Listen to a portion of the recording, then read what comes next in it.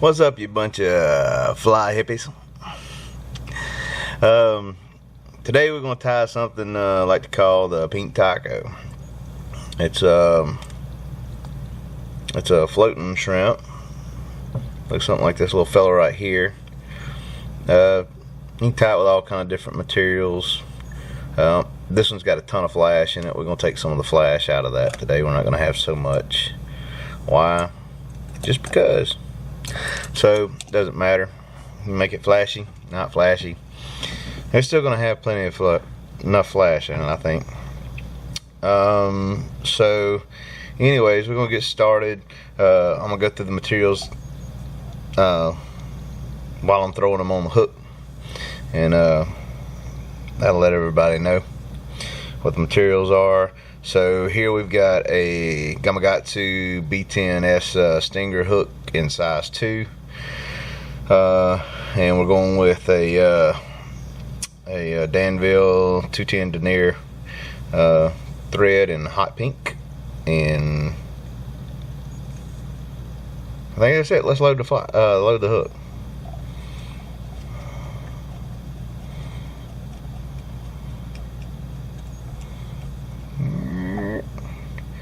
I'm gonna wrap all the way up to the bend.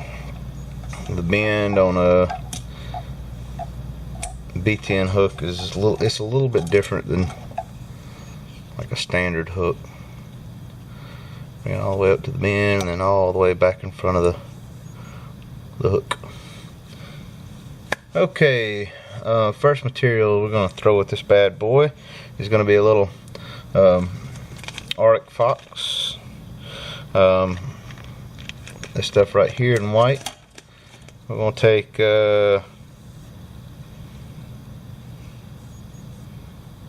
let's see here, about yay much.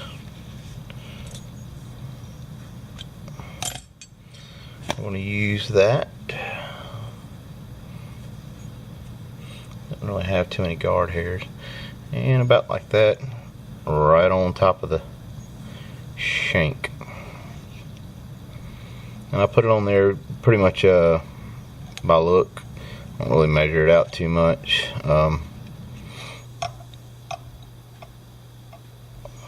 About like that. So that's about almost a shank's worth right off the end. And like I said, wrap right on up to the bend. Cut off your excess.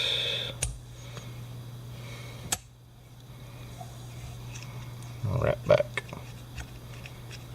Alright. Now, we got that out of the way. We're going to tie in some legs here. We're going to tie in a couple silly legs. We need 2. This is in pink and purple. Just get them all doctored up here.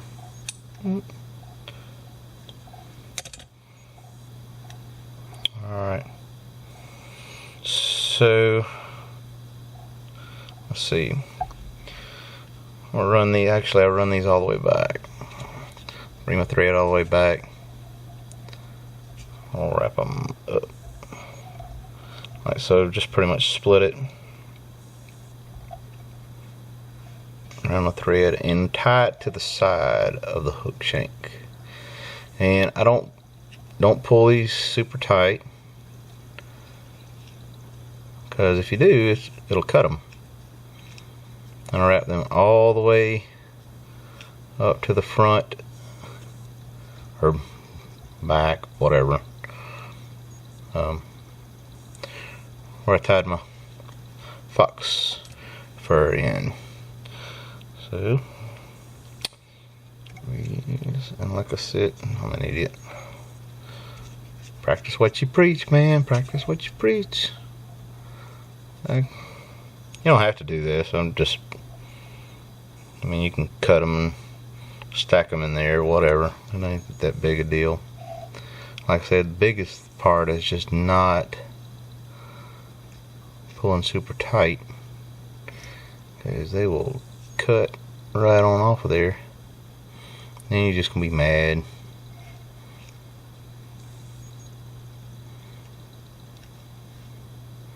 Like that.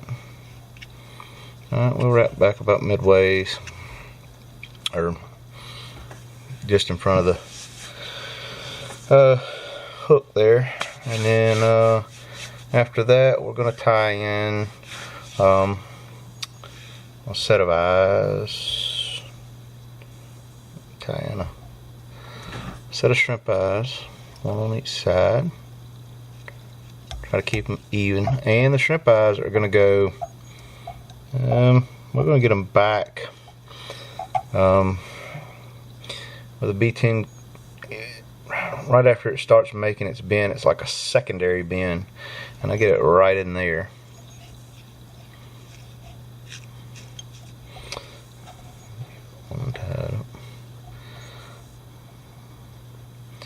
And right on the side of the shank.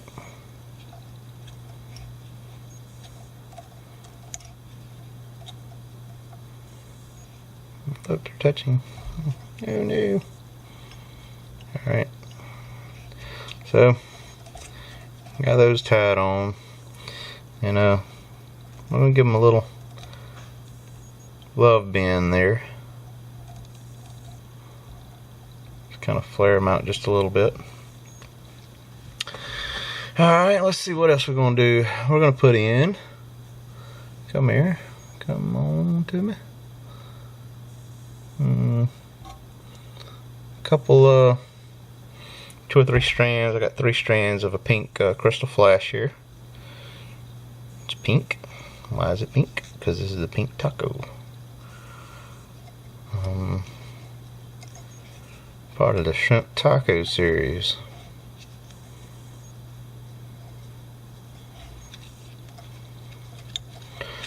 Basically, it's pretty much floating shrimp with a few cool swim maneuvers. Alright, get that off. Get down all the loose stuff. Get our pink on. Alright, so now after that, we're going to tie in some bucktail. Pink. Why? Because it's the pink taco. And we're going to take a pinch, roughly the size, almost a pencil.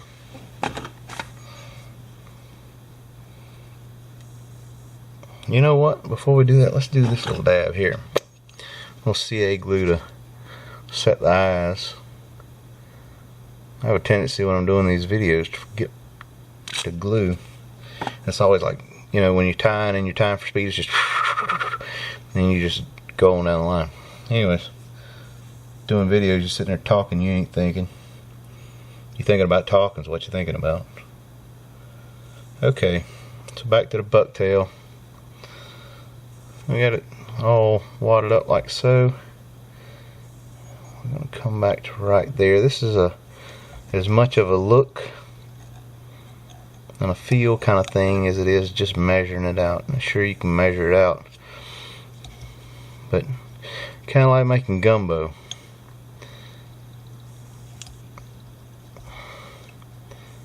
Yep, fly gumbo.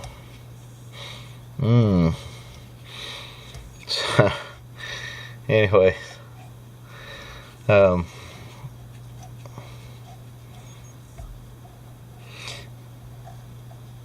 not worried about trying to like build a super big body on this fly or anything like that.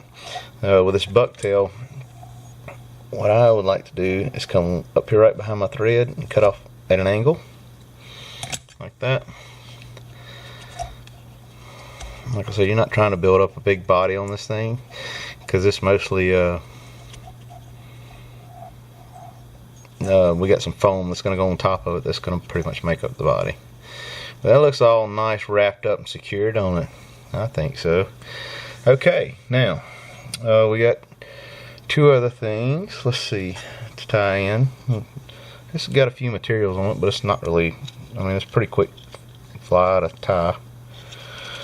Just a bunch of materials on it there. We got some tippet material and a 4x. So 6 or so pound. We want to take a length of that. I don't know, take about a foot maybe. They don't need that, but you're going to take about that. Gives you a little bit of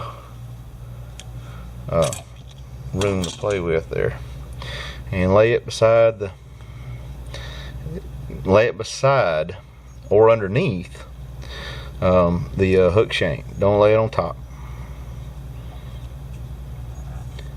And that's a little important, because if you lay it on top, we're going to use this to secure our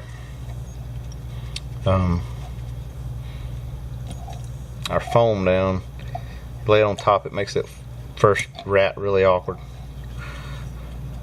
Alright, so we got that in there. Now, what do we got? Well, shoot. We got some Enrico Puglisi dub brush in. Just 2-inch shrimp pink EP brush. I love this stuff. It's a UV reactive, so it draws attention to itself.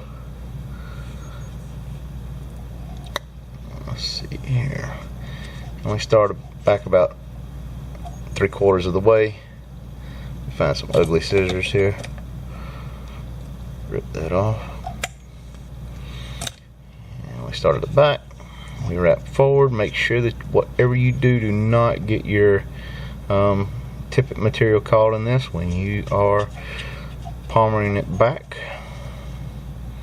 Alright, so we got that down pat. We'll just do this just to secure this. A little whip finish action. Just to secure that. Now you could take and use the rotary function of the vise and do that. This one I don't worry about it too much. Let's see, we got everything on this fly we're looking for. Yes. So we start to palmer. Forward. Keep your wraps fairly close at the beginning of this. This will after all be your legs.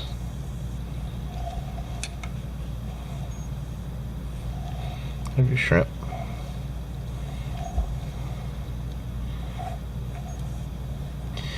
And here at Portersville Fly, we do a whole lot of shrimp flies. Why? Because I grew up fishing with shrimp. So I like shrimp flies. I'm obsessed with them. And once I get back about halfway, I'll start spreading this out to a wider palmer. And then I get about, I'd say that is roughly, say 3/16 to a 1/4 inch from the hook eye. I'll take and capture that and put that to bed. Alright, bring out the ugly scissors. So pretty much you use a brush per on these flies.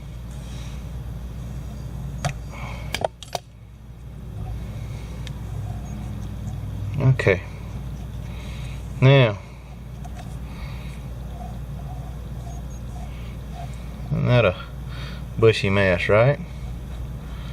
Okay, now you could trim off some of the top of this if you want. Let's do that. Fun scissors. Tell you what, let's go on and give it the old attaboy with a brush, huh? Okay, so the video probably changed a little bit, where the fly was centered in the thing. Battery died, whatever, while I was giving this thing the attaboy. Somebody asked me the other day, like, what, when you take and you scruff up all your loose fibers with a brush, why you call that an attaboy? Like, well, when you scratch your dog behind the ears, what do you say, right? Attaboy. Attaboy. So anyway, that's why we do that. That's why I say that. That's what it is. Okay. We're going to give it a little bit of a haircut right off the top here. Get rid of some of these fibers. Just straight across. It's not that big a deal, but you could have left them. I could have left them. Somebody could have left them. But we didn't. Okay. This is attempt 3. Now, I had to chase a neighbor's dog off that was chasing another neighbor's cat, maybe. I don't know. It's not my cat. My dog's all like chill against the fence looking at him like, what's going on? So anyways. Plus I had to refill my cup there. Just getting a little low on some absolute necessities. So, alright, back to this fly one more time. We got 45 seconds of junk here. Junk video. So, where are we at? Okay, I trimmed the top of the brush. Next step's going to be the foam. We got sheet foam, like craft store style sheet foam. In my opinion, if you're buying the fly tying material like a hairline or whatever, that foam and like the 3 mil stuff, you can go to the craft store and get it just as you can get a whole lot more of it a lot cheaper, in my opinion, and I found that it's relatively similar in quality. So anyways, you're gonna this is about a 1/2 inch of material here. We're gonna rip that off like that, off of there, and then what we're gonna do is take and put it up here to the fly and see how much we want. We'd want the head to stop, or we're going to figure a tail and a head, and we want it to stop approximately there. I've already cut this little fella. Let's see if I'm right. Dang, I'm good. Okay, now what you're going to cut is something that looks very similar to a bow tie out of the thing. Okay, looks just like that. You're going to cut that. Let's see, you're going to take this and we're going to put a hole right in the center by the tail here. Poke your little hole there, try not to cut yourself. Poke that in there, slide that over top of the hook eye. If you remember correctly at the beginning of this thing, I think I told you that this is a tail down fly, meaning that the tail's going to tie it down instead of up like you'd see on typical, like a gurgler type flies. Wrap that up there, and we're going to throw a quick whip finish on it, just a couple, just so that all don't come flying off there. Now here's the fun part. That tippet material that we tied on earlier, we're going to use that to secure this down to the head. Now the tricky part of this fly is keeping all the fuzzies, all of the little fuzzies from the brush off the top here. You don't want those in your fly, so keep those off. If you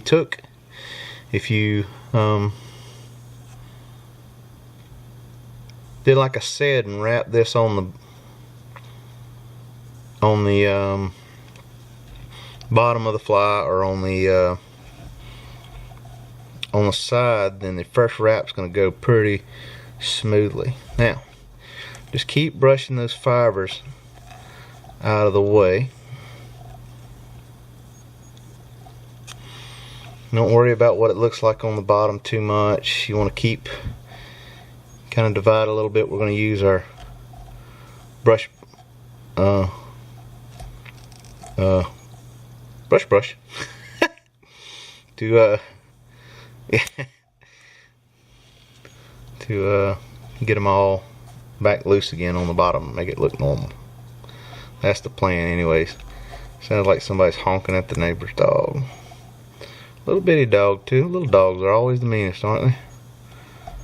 So Just palmer that to the rear. Keep it kind of taut.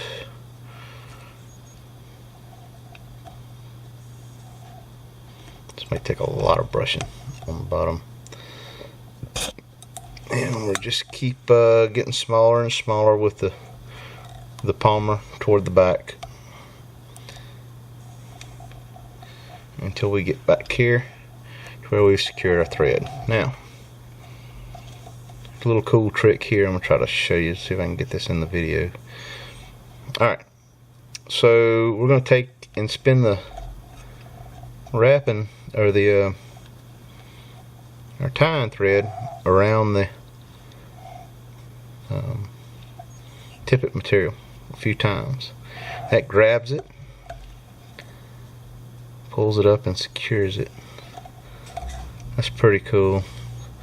I'm pretty sure that's not an original idea from me. I think I probably saw it somewhere. So we got that. Take a snippet off. There we go. Get rid of that. Now, just a few whips with the old whip finisher to finish it off. And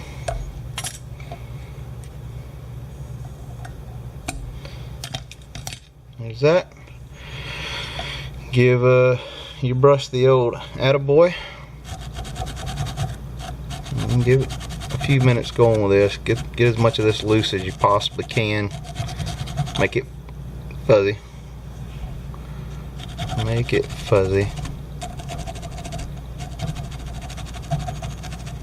The fuzzier the better, in my opinion, on the fly.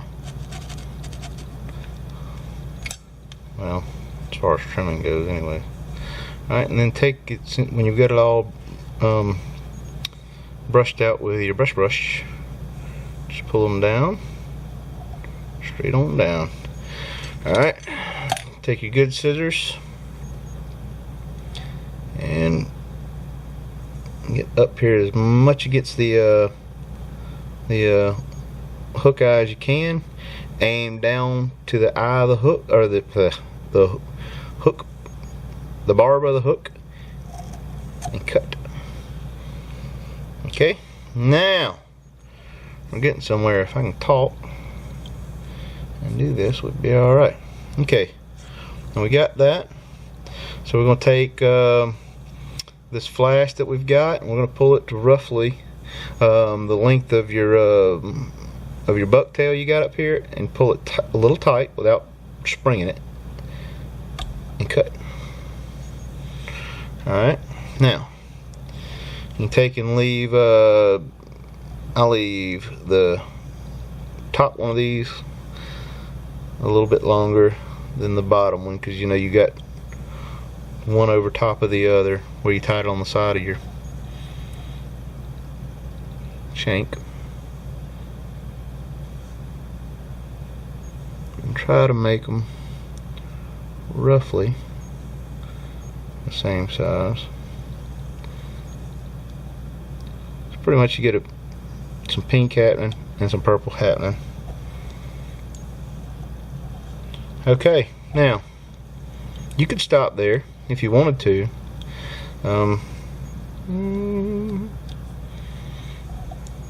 But I don't. Okay, so to make this fly a little tougher, we got some Loon UV clear in a thin. Alright, now you gotta be careful with this stuff. I use the high-powered Loon Mega Light or something. I don't know. This bad boy is worth the money to me, especially if you're going to do a lot of time. Now, what I like to do is coat the top of the fly, or just the foam material all the way to the tail. And the tricky part is not getting a bunch of UV down on all these other fibers. I don't like that. So I like the thin too. You can do this with thick, but I don't like the thick. I like to use the thin. Just kind of brush it on there a little bit, or with the tip of the Loon brush. This kind of toughens it up. Speckled trout are pretty rough on these flies, but you can catch a bunch of them with it if you'll just kind of toughen it up a little bit with this stuff. Like I said, the trick is this is where a rotary vise just whips everything else's ass, because you can take, and while you're applying this material, you can keep the stuff moving and doing what it's supposed to do. Alright, we got enough on there. You don't want to put a pile on there. I'm rotating it like this to keep all of it in place, because if I sit here and talk to you and explained while I was putting it on there, well, it's all just going to run down the sides. So we got our UV light on, and ta-da! Got it just that quick. And anything else you see, like I see a small thin spot right there, you can come back and touch it up. Also see I got a few loose fibers. Now I'll take and put this on the bottom of the tail. It doesn't really matter. It will break loose from there actually, but it takes quite a few hits for it to break loose. Now let's see. I don't know if you can notice real well or not. Let's see if that. It's hard to see in the UV light in the videos, but man, like that fluorescent pink, boy, it lights up. And the fluorescent, the UV fibers that are in the brush material, and the legs here, man, they light up like a light bulb under the UV light. And what's Mr. Sunshine sending down? UV light. And they say that some fish can detect UV light really well.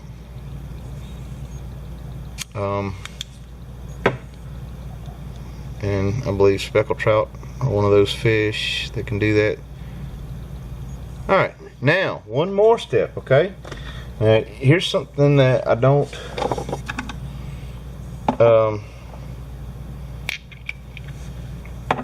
like about the Loon UV or the stuff is when you put it, I know for sure in salt water it'll kind of cloud up a little bit after use. Well, if you want to stop that, you take getting your wife's fingernail polish drawer and pull out some fast dry clear, and put your little dab of that on top of that, and that'll keep that clear for a while.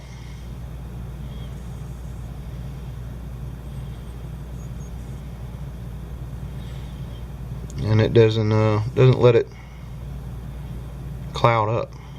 I don't know why, but whatever works, and it works. Now that's it, man. That's your pink taco, part of the shrimp taco series of Portersville Fly Company. Peace out.